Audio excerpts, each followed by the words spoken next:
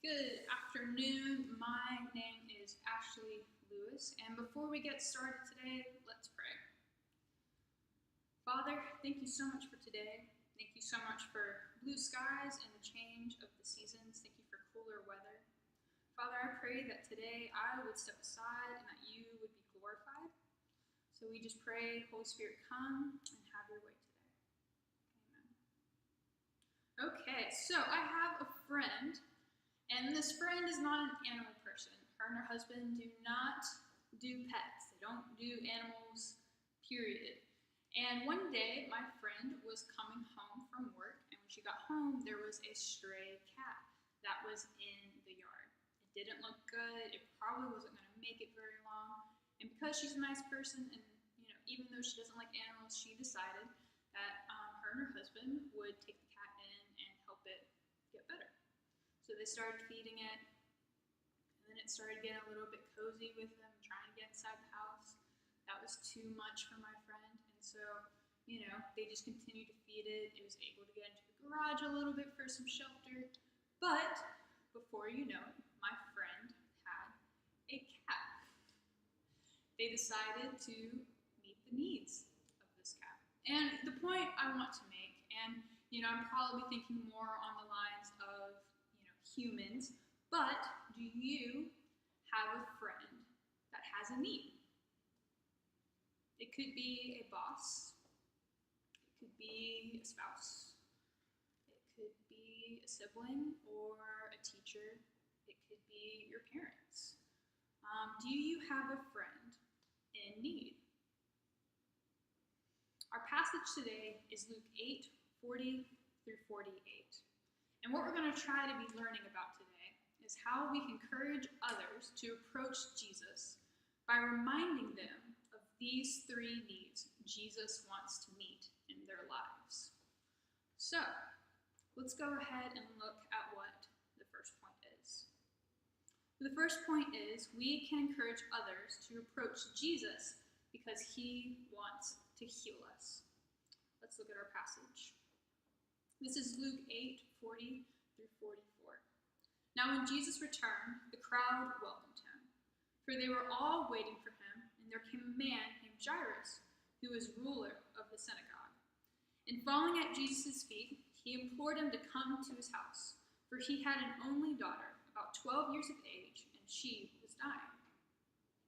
As Jesus went, the people pressed around him, and there was a woman who had a discharge of blood for 12 years. And though she had spent all her living on physicians, she could not be healed by anyone.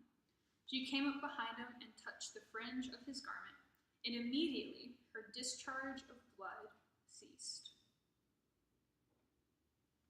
So when I was a kid, I really enjoyed riding my bike. I lived in a suburban neighborhood where there was a grocery store right down the road. My school wasn't too far away, and there were just miles and miles of sidewalks and trails, and so I was always on my bike.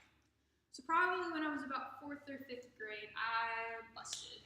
I did not wear a helmet when I was growing up. I know it's really not good, but hey, I'm still alive today, so that's good. But hey, kids, wear your helmets.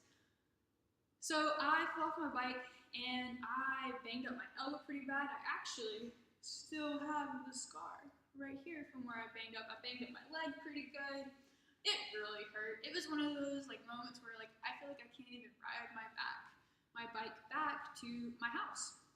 So I limped back to my house, and I was a super independent kid, and so I was like, I'm gonna do this on my own and make it better. I don't want my mom to see that I'm hurt, and so I go home and I put my bike away, and I'm really hurting. I'm almost in tears, and I was a super tough kid, and I finally get inside and I can't do it, and I just break down crying, and I go to find my mom because moms make everything better, and so of course I was going to find my mom, and she could make my boo-boo better. So I go and find my mom, and she washes it off, and then she puts the stuff that really hurts on it. And then before you know it, I was not bleeding anymore, and I had a Band-Aid on, and I was good to go, and but I was done for the day. But I knew I needed my mom. I was not able to handle all the blood and I didn't know how to fix it, but I knew that my mom knew how to fix it, and I needed her. The woman in our story knew she needed Jesus. There was no question about it. She had tried everything that she knew how to do with the condition that she had. She had been bleeding for 12 years, and no one could figure out what was wrong with her. And so she knew that there had been this guy who had been saying he was the Son of God and he was able to heal certain people. So she was like, okay, I've got to do this. This is my last ditch effort. I just need to touch him and then I'll be good. Like, I don't even need to meet the guy. I just want him to touch me and I know I will be healed. Jeremiah 17:14 says, "Heal me, O Lord, and I shall be healed. Save me, and I shall be saved, for you are my praise."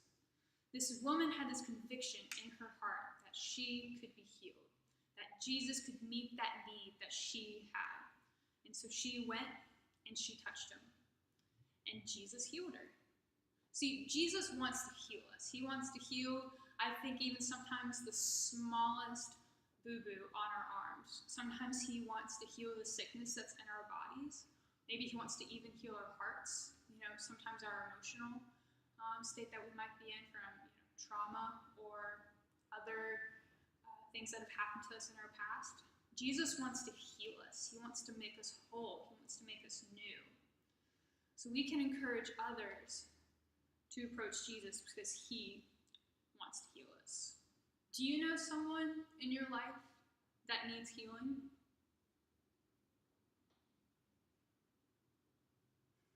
Our second point is we can encourage others to approach Jesus because he wants to know us.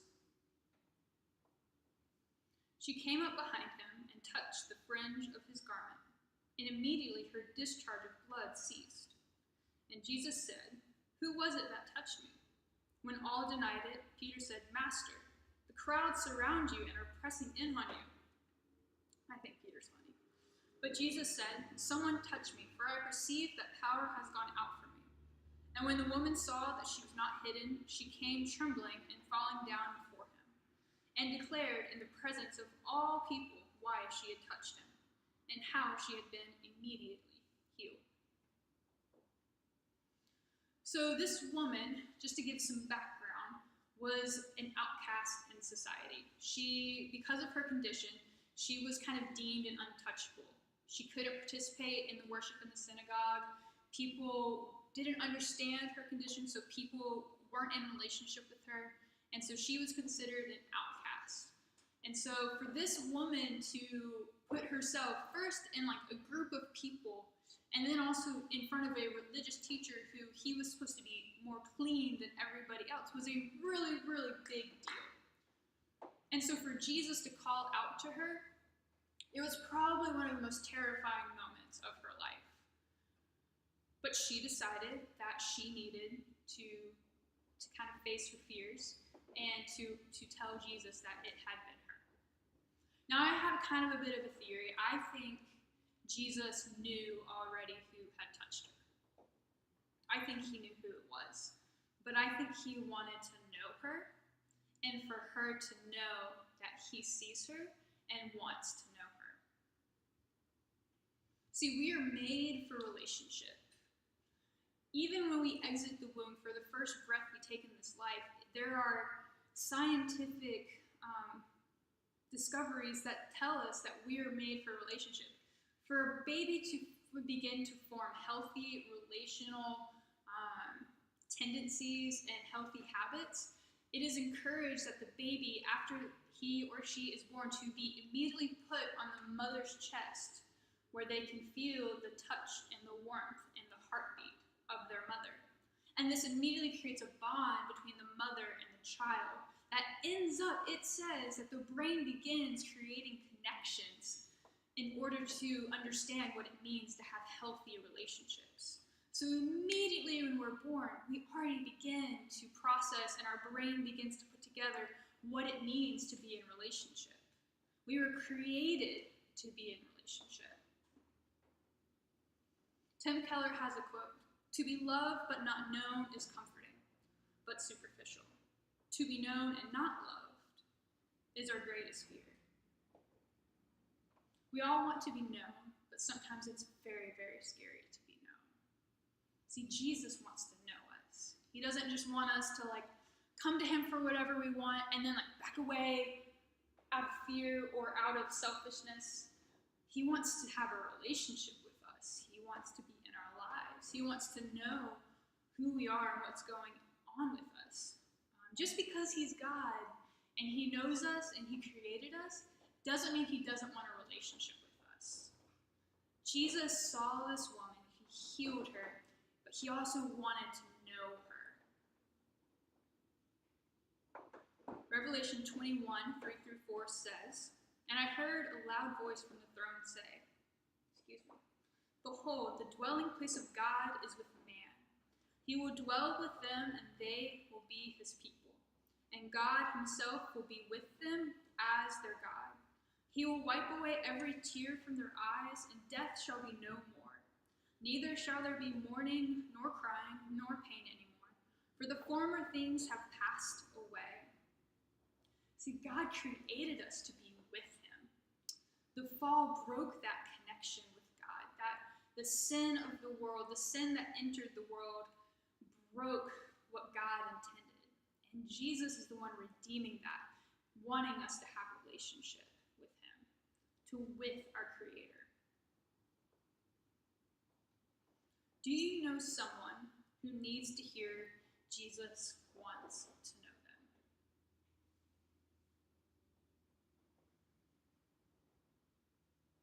Our third point is we can encourage others to approach Jesus because he wants to redeem us.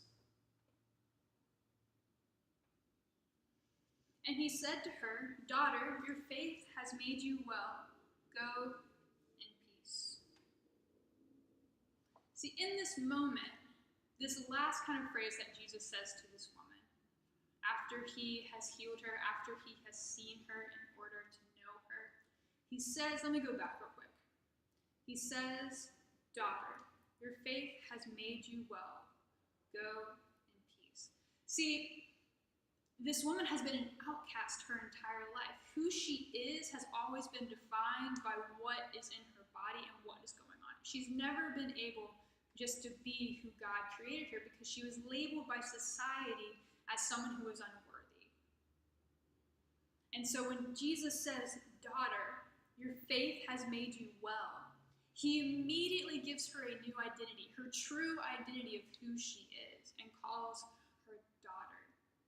Jesus redeems us. He doesn't just want to heal us. He doesn't just want to know us. He wants to redeem us. He wants to rename us. He wants to give us our true identity.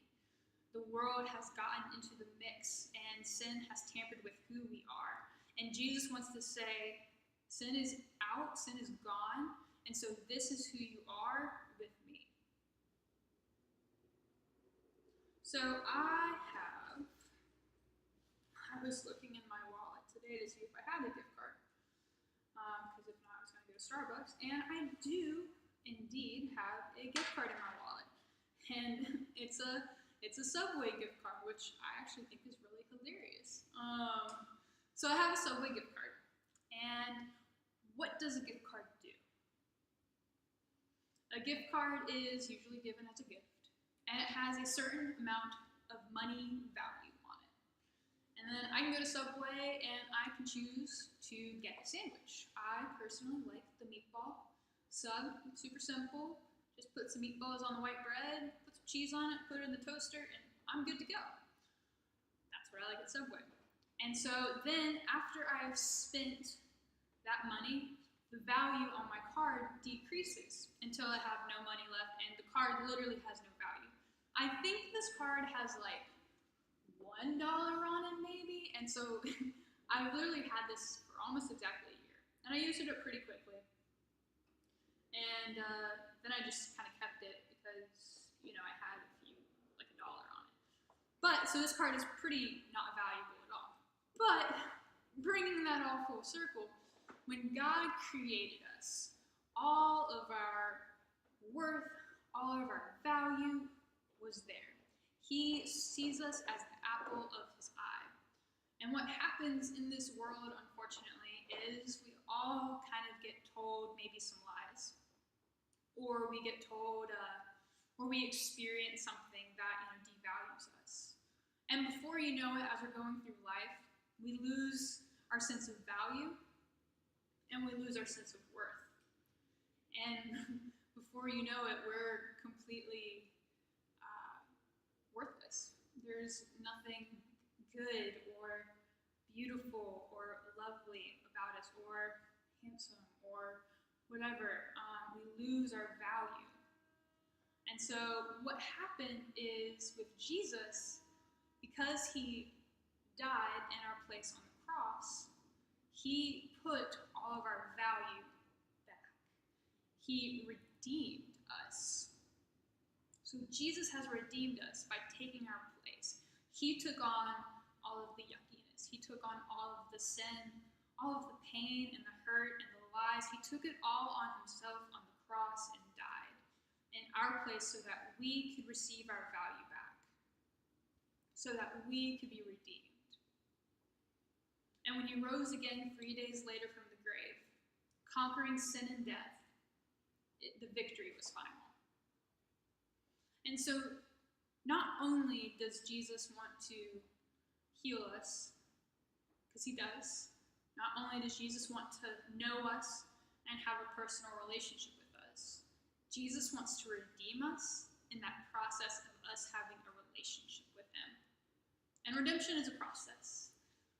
All the life, all the breath that we give back to the Lord is a process of being redeemed, of becoming new, of becoming more like him and all that he created us to be. He puts all of our value back on us. And it takes a lifetime being able to recognize all of that value that he has put back on us.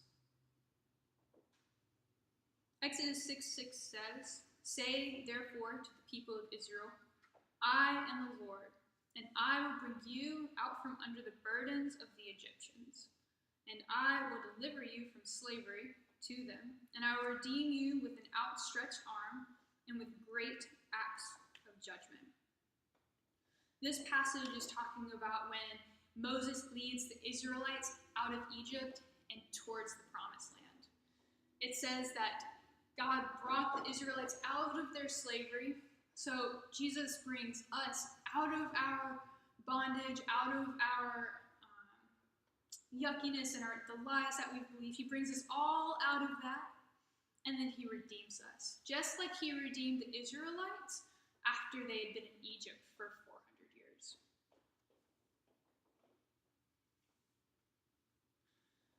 Do you know someone that needs redemption? Is there someone that pops into your mind that needs God to put value back on who they are and what they do? So our passage teaches we can encourage others to approach Jesus by reminding them of these three needs that Jesus wants to meet in their lives. So, Jesus wants to heal us. He wants to take that thing that is made us broken or wounded, and he wants to heal it. Because by his stripes, we have been healed. The second way is because Jesus wants to know us. He wants a relationship with us. That's what he created us for. The third way is he wants to redeem us. He wants to put the value that the world and the enemy has stolen back on us because he has achieved victory for us. Who do you know that needs healing? Do you know someone that needs relationship? Do you know someone that needs redemption? Are you the one who needs Jesus to meet a need? Because that's very real. We're all in need as well. I'm in need. I'll be the first one to admit that. I know I'm in need. I'm this woman in this story. So not only do I need, but I know there are needs of others around me as well. And I can share and encourage them that Jesus wants to do these things for us. He wanted to heal the woman with this condition. He wanted to know her, and he wanted to redeem her. So application, real quick, super simple. Bring a friend to church. Let them hear this good news. Or don't bring them to church. I feel like most of you, if not, are qualified to share the good news. And if you're not, I would love to help you be qualified. Make sure you're in community. You can't do this life alone, guys. Like we can do it with Jesus. Yes, of course, he sustains and provides. But in that sustaining and in that providing, he also provides us with relationship so that we can do life together and hold one another up as we move forward in life. 3, tell a friend what you need and ask them to pray with you and for you. Sometimes it's hard to fight alone, guys. And so I would encourage you, find someone that you trust, that you're already maybe doing life with, or maybe you're not, and you need someone to. We'll have people around that can pray for you and pray for that relationship. We have, community groups here that you can get involved in and maybe find those people or that person. So bring a friend to church, or don't. You can be the church. Make sure you're in community.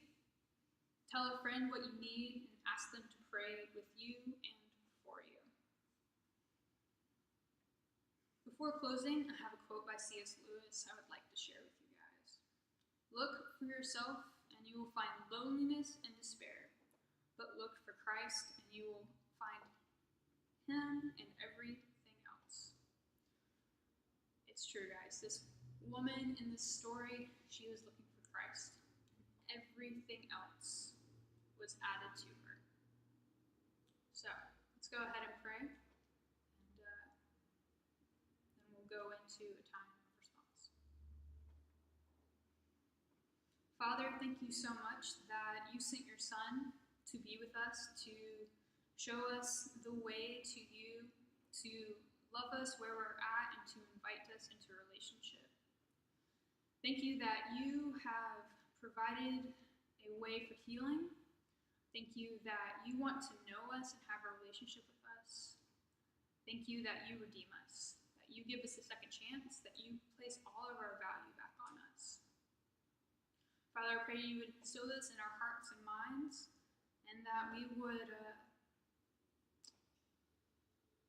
be mindful of what you're speaking to us in this time ahead. Pray all this in your Son's name. Amen.